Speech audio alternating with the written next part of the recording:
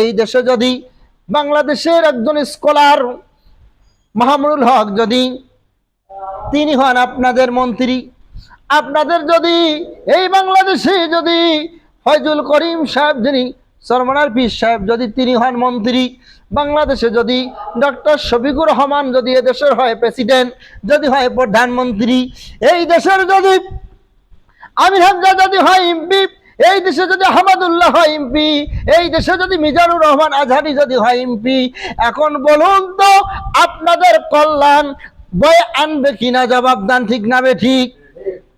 এই সমস্ত ভালো ব্যক্তিগুলোকে যখন আপনারা পার্লামেন্টে পাঠিয়ে দিবেন, তখন অবশ্যই কোরআন সুন্নাহ অনুযায়ী তারা তাদের ব্যক্তিগত জীবন, সামাজিক জীবন, পারিবারিক জীবন, রাজনৈতিক জীবন যেভাবে কোরআন সুন্নাহ অনুযায়ী চলা যায়, অনুরূপভাবে উলামায়ে কেরাম তারা পরিচালনা করবে। জবাব দেন, ঠিক না ঠিক?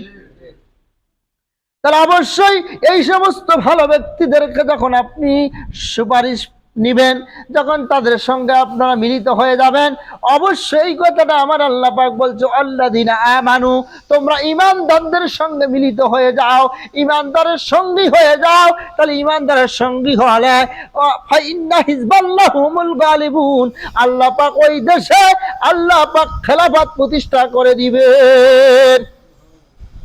তা আমরা চাই কিনা আগামীর বাংলাদেশ ইসলামের বাংলাদেশ, আগামীর বাংলাদেশ কোরআনের বাংলাদেশ?